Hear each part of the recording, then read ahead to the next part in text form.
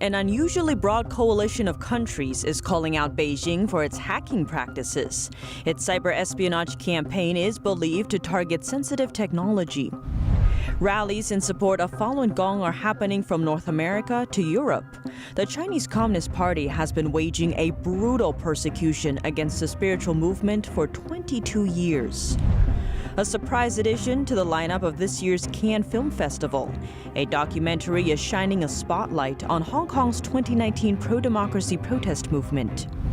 Heavy rains hit China's Inner Mongolia region. 2 reservoirs have burst, destroying more than 20 bridges. And Chinese telecom company Xiaomi just leapfrogged Apple, becoming the world's second largest smartphone vendor. Former U.S. President Trump blacklisted the company, but President Biden removed the label. Welcome to China in Focus. I'm Tiffany Meyer. The United States and its allies are accusing China of a global cyber espionage campaign. Now, an unusually broad coalition of countries is coming together to publicly call out Beijing for its hacking practices. Here are the details. The United States, NATO, and other allies on Monday formally accused China of hacking into Microsoft's Exchange server, a malicious cyber attack disclosed earlier this year affecting email software used by U.S. government agencies and the world's largest companies, marking the first time the NATO alliance has signed on to an official condemnation of China's cyber activities. The U.S. was joined by the European Union, Britain, Australia, Japan, New Zealand, and Canada to level the allegations, opening a new area of tensions with the Chinese government, which they say employed contract hackers as part of a global hacking campaign. In a statement released on Monday, U.S. Secretary of State Antony Blinken said, quote, "The United States and countries around the world are holding the People's Republic of China accountable for its pattern of irresponsible, disruptive, and destabilizing behavior in cyberspace, which poses a major threat to our economic and national security." The U.S. Justice Department also said it had charged 4 Chinese nationals, 3 security officials, and 1 contract hacker in a roughly 7-year global hacking campaign aimed at dozens of companies, universities, and government agencies around the world, targeting trade secrets in industries including aviation, defense, healthcare, and biopharmaceuticals, information that would significantly benefit Chinese companies and businesses. The Chinese embassy in Washington did not immediately respond to a request for comment. U.S. officials and cybersecurity experts said they were shaken by the scale and volume of the incident, totaling thousands of potential U.S. victims. A senior Biden administration official told Reuters that U.S. concerns about China's cyber activities have been raised with Chinese authorities and added, quote, "We're not ruling out further action to hold the People's Republic of China accountable." Information the hackers stole included sensitive technology for submersibles and autonomous vehicles, specialty chemical formulas, commercial aircraft servicing, proprietary genetic sequencing technology, and virus research related to Ebola, MERS, and HIV. The hackers collaborated with multiple Chinese universities. Once convicted, they will face up to 20 years in prison. A large group of people from all over the U.S. gathered at the nation's capital last Friday. They were calling for the CCP to stop persecuting the spiritual practice Falun Dafa. A group of human rights and religious freedom activists spoke about why Americans should be aware of this issue and oppose it. NTD's Melina Weisskopf was there at the rally, and she brings us more details. Here in Washington, D.C., a large group of around 1,500 people marched in a parade to raise awareness about a brutal persecution that's been going on in China for 22 years against an ancient spiritual discipline called Falun Gong. This large group that you see behind me just marched from the Capitol building all the way down to the National Monument in hopes to raise awareness and put an end to the persecution. Practitioners of Falun Gong, also known as Falun Dafa, believe in the principles of truthfulness, compassion, and forbearance. They also practice peaceful meditation exercises. And it really hits home because you don't know what's so much ingrained in you, but it's more inner. What could I do to be a better person in this society? But since July 1999, Falun Gong practitioners in China have faced inhumane treatment from the CCP. They've been imprisoned, brutally tortured, even had their organs harvested while they're alive, just for their faith in these values. Their ultimate goal is to destroy humanity, to destroy the human race. This woman and her husband were both arrested in 2001. She was jailed 4 separate times while her husband faced an 8-year sentence. Sadly, he died in a hospital just 13 days after he was released. His body was irreversibly damaged from the torture he faced. He never even got to spend time with his only daughter. So I just saw my father like twice. So she says this will stop. She believes it must stop, and it will. And that's because good will always triumph over evil. Ending this persecution is a priority for this family and tens of millions of Falun Dafa practitioners around the world. Some U.S. government officials have joined their call to action. To expose the CCP's abuses and to impose targeted sanctions against Chinese officials and entities responsible for religious freedom violations. After a number of speeches, the spiritual practitioners lined the streets of D.C. to raise awareness to those passing by. I think it's a good thing, actually. I'm all for, stopping the human rights abuse in China, so I'm kind of with them on that. So I kind of felt some solidarity. Well, for myself, I didn't realize it, so I just say we need to become more aware of the fight that's going on over there, and try to assist them, America, as best we can, because we're supposed to be a Christian nation and freedom of religion, so any other country that needs freedom of religion, we should support. Falun Dafa practitioners have hosted this parade every year since 2001. Each year, their calls to end the persecution grow stronger. They look forward to the day when practitioners in China will no longer be persecuted for their faith. Reporting in Washington, D.C., Melina Weiskup, NTD News. Falun Gong rallies are being held in various countries from North America to Europe. In several Canadian cities like Toronto, Montreal, and Edmonton, we see thousands of Falun Gong practitioners gathering together, telling stories about the persecution. Here in Canada, communist agents continue to spread hatred against Falun Gong. There's atrocities happening all over the world, and this is one. And if we want to change the world, we need to learn about these things. And that is how we start, is by educating.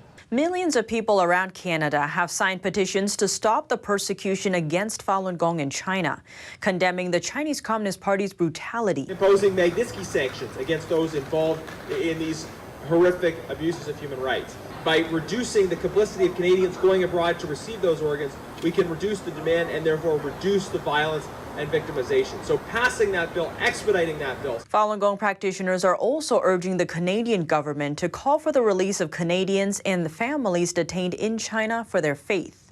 Falun Gong practitioners in New Zealand are also rallying in the country's largest city, Auckland. Despite severe weather conditions, Parliament members and people from all walks of life gather to voice their support. Other rallies are happening in San Francisco. That's where a candlelight memorial event was held in front of the local Chinese consulate. The event served as a peaceful protest, calling to end the persecution and mourning the practitioners who lost their lives because of it. One day, this oppression by the CCP will be brought to an end, and it will be due to the relentless, determined efforts of good people who never gave up. Still, more Falun Gong rallies are being hosted in the United Kingdom, Ireland, and Switzerland. Foreign journalist and author Jeffrey Kane has published a book that takes the reader inside the Xinjiang region of China. He says the surveillance and data collection is so intense that people are arrested if someone believes they may commit a crime in the future. NTD's Jason Perry has that story. Foreign correspondent Jeffrey Kane just released a new book called The Perfect Police State, an undercover odyssey into China's terrifying surveillance dystopia of the future. Kane conducted hundreds of hours of personal interviews with Uyghurs who escaped Xinjiang. Kane also visited Xinjiang several times. He explained what it was like during his last visit in 2017. Really a terrifying experience because I realized that, that I and also, people who I was kind of interacting with, we were all being watched 24/7 by a pretty novel artificial intelligence system that was set up by the Chinese government. It was called the IJOP.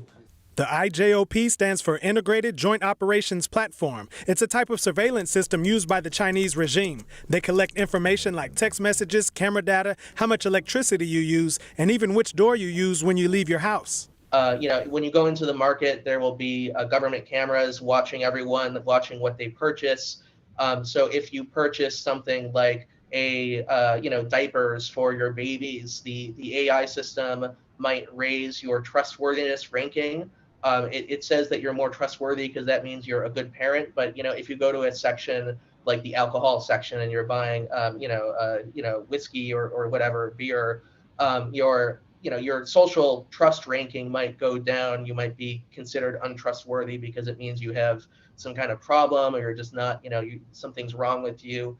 Kane describes what might happen to someone who is deemed untrustworthy. You'll leave, and let's say you go to the gas station. There will be people scanning their IDs to get gas. They scan their government IDs. There will be guards surrounding them, watching them as they scan their IDs. And if somebody's ID pops up and says untrustworthy, that's your ranking based on everything you've done, you could be denied gas. You're not allowed to go to the gas station anymore and get gas there. And the guards the police might come in and just detain you and send you to a concentration camp if your ranking falls that low, because it means that you might commit a crime in the future.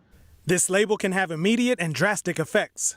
You might wake up to someone who's actually, like a government minder in your bed who was sent to replace, say, your husband or your partner who had been taken away to a concentration camp. And you might, you'll wake up. There will often be a camera in your living room. You can eat breakfast with your children. This minder will ask you questions and teach you lessons and just ensure that your thinking is in line, that you're not committing some kind of thought crime against the state.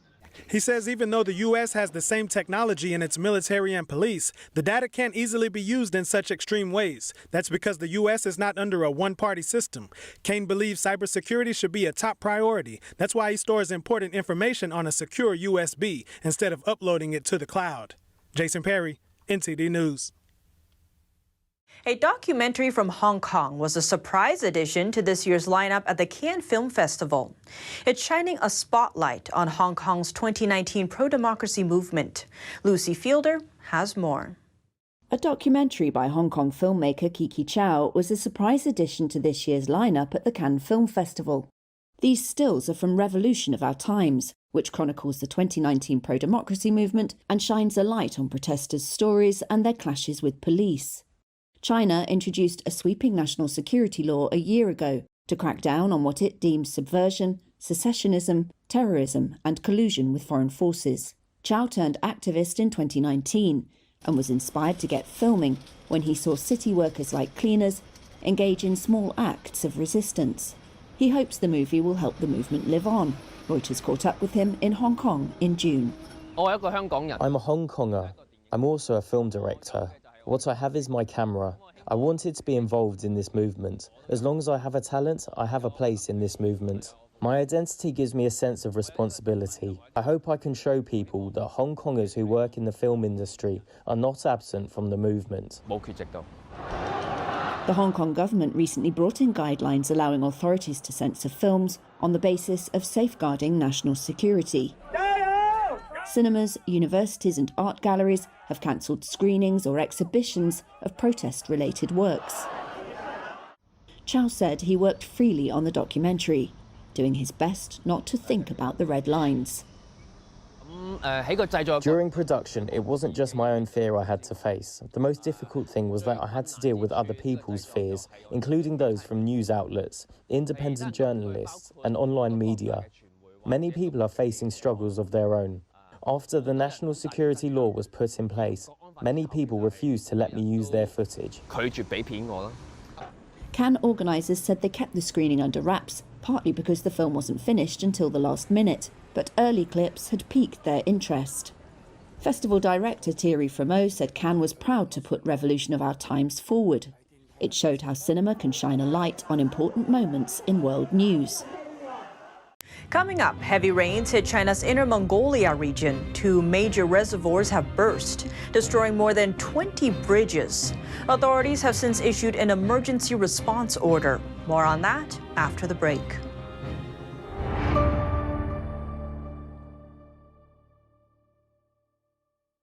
Don't let YouTube decide what information you get. That's your choice. YouTube is deleting our videos and cuts you off from a source of honest reporting. Make sure you don't lose access to NTD's news content, and take a quick moment to subscribe to our newsletter so no matter what happens here, you'll keep your access to a trustworthy news source.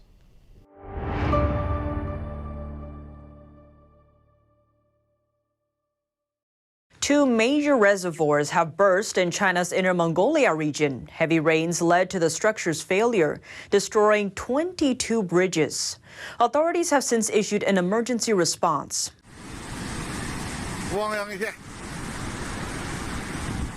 According to China's Ministry of Water Resources on Monday, heavy rains hit some parts of northern China over the weekend. Average rainfall topped 3 inches, while areas with the most downpour received almost 9 inches. The two reservoirs collapsed on Sunday, failing to contain the excessive flooding. The resulting overflow flooded over 50,000 acres of farmland. Many houses are now submerged.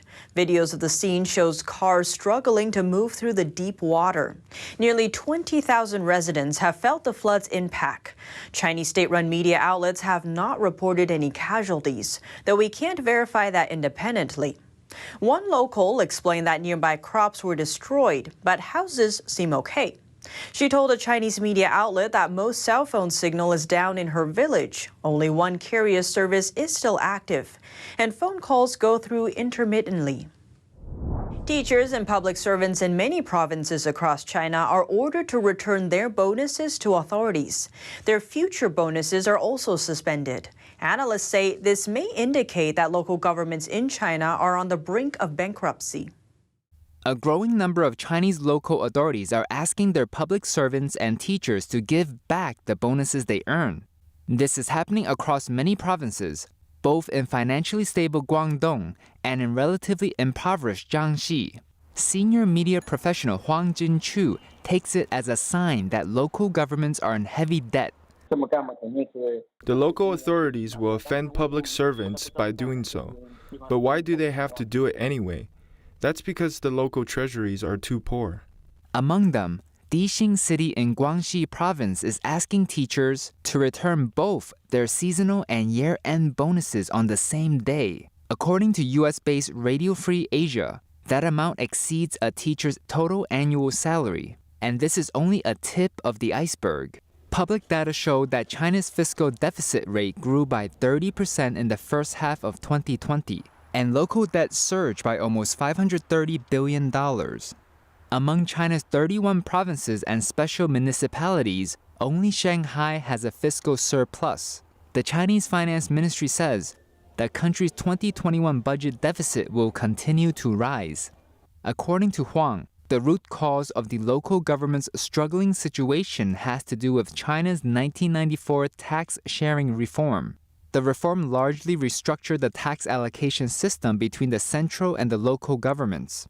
Huang regards the reform as evil because it basically benefits the central regime at the cost of local regions. The core of the tax sharing reform is to drain almost all local revenue, say 80%, to the revenue pool of the central government. According to Huang, the reform not only results in local poverty, but also forces local authorities to adopt many bad policies, such as arbitrary traffic fines. That's because they have to collect local revenue through other means.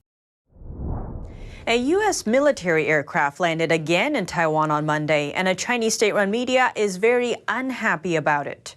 The aircraft is a civilian variant of a U.S. Air Force cargo jet. The American Institute in Taiwan, or AIT, chartered the plane. The institute is commonly seen as the de facto U.S. embassy there. The plane delivered cargo for AIT's newly appointed director. This is the second U.S. military jet to have landed in Taiwan within a week. Last Thursday, another U.S. Air Force cargo jet similarly arrived on the island and reportedly delivered cargo for the AIT director. Chinese state-owned media Global Times responded on Monday. They warned the U.S. against sending military aircraft to Taiwan. They said that this was provocation and cannot become routine. Taiwan has its own military and constitution. Communist China has never ruled the democratic island, but self-proclaims it as part of its territory. Beijing is also actively preventing nations from having official relations with Taiwan. The U.S. military jet landing in Taiwan comes on the heels of an announcement that the U.S. Deputy Secretary of State will visit Asia this week. She'll be in Japan, South Korea, and Mongolia. But notably missing from her itinerary is China. China's Xiaomi just leapfrogged Apple to become the world's second largest smartphone vendor. That's according to One Research. That's after President Biden removed Xiaomi from a Trump-era blacklist back in May. NTD's Don Ma looks at the numbers. Chinese phone maker Xiaomi surpasses Apple, becoming the second largest smartphone builder in the second quarter, right behind Samsung. Meanwhile, Xiaomi's domestic rivals Oppo and Vivo takes 4th and 5th place. Research firm Canalys says Xiaomi grew by 83% in global smartphone shipments, the most of any of the top 5. Canalys research manager Ben Stenton says Xiaomi is largely skewed toward the mass market, with an average selling price that is 75% cheaper than Apple's average selling price. He says a major priority will be for them to grow sales of its high-end devices, such as the Mi 11 Ultra. Meanwhile, Huawei, once the world's largest phone maker, has struggled immensely after U.S. sanctions. Research firm Counterpoint says they only had 4% of the world's market share in the previous quarter. Xiaomi was blacklisted by the Trump administration. It accused the company of being linked to the Chinese military and ordered U.S. investors to divest their shares. Xiaomi had sued the U.S. government, denying any connection with China's military. The Biden administration removed Xiaomi from the blacklist ban in May. Don Ma, NTD News. Telecom equipment giant Ericsson is caught in the middle of a standoff between Beijing and the West. The Swedish company is seeing strong 5G equipment pretty much everywhere except China. In the U.S., it just signed an $8 billion deal with Verizon, its biggest ever. But no such luck in China. Ericsson says it's not banking on winning any more contracts there. It had warned Chinese sales could drop after Sweden banned equipment from Chinese firm Huawei, one of Ericsson's competitors. It says second quarter sales in China were down by $290 million, the first drop in 3 years. As a result, the company's overall revenue fell short of predictions, and the news sent stock prices tumbling 8%. The Chinese population is aging rapidly, and their working population is shrinking. China had over 260 million citizens aged 60 and older in 2020, but the country's relative lack of wealth and a shortage of qualified carers have hamstrung the nursing home sector. Olivia Chan reports. This is a birthday party at elderly care home Heyuejia in Beijing. With spacious rooms, nutritious food, and even dance shows on offer, staying here comes with a price tag of over $1,500 a month. Prices also vary depending on the level of care needed. Wang Yiguang is a retired scientist who moved into Heyuejia in 2018 with her husband. After all, I'm old and my children are not around. Here, there is someone here to help you at any time, and a doctor can tell you if you need to go to the hospital, so I feel a lot more at ease. China had 264 million citizens aged 60 and older in 2020, a number set to increase rapidly just as the working population shrinks. Experts says until recently, almost all elderly people were looked after by relatives. But shrinking families, migration, and a decline in a sense of filial duty has led to the, quote, erosion of family support system. More than 40,000 registered homes have been built in recent decades. But the average occupancy rates are as low as 50%, according to official data, far lower than the 80 to 90% rates seen in Japan or the UK. Experts say this is down to China's relative lack of wealth, high fees, and lack of qualified carers. For families like Nia Guihua's, they simply cannot afford care homes. Her husband had a stroke at 55. He can no longer speak and uses a wheelchair. You ask me whether I'm worried about getting old, but what can I do? I don't have much money. The country gives me 800 yuan a month, and it's enough for buying food. But it's not going to be enough if I get seriously ill in the future. Even if the family could afford care homes, Ne's responsibility of taking care of her 2 grandchildren would make it impossible. Last year, Chinese Premier Li Keqiang said that 600 million people, or 2 out of every 5 Chinese, had a monthly income of less than $150. This is only 1/10 of the monthly fee for the Heyuejia retirement home in Beijing. And that's all for today's China in Focus. But before you go, be sure to check out our latest special report. This month marks the 100th anniversary of the Chinese Communist Party's founding. But as accusations of human rights abuses grow, one question often crops up: why the Chinese people don't just revolt against the Chinese Communist Party? One important factor is fear, imprinted onto Chinese people's hearts through decades of bloodshed caused by the CCP.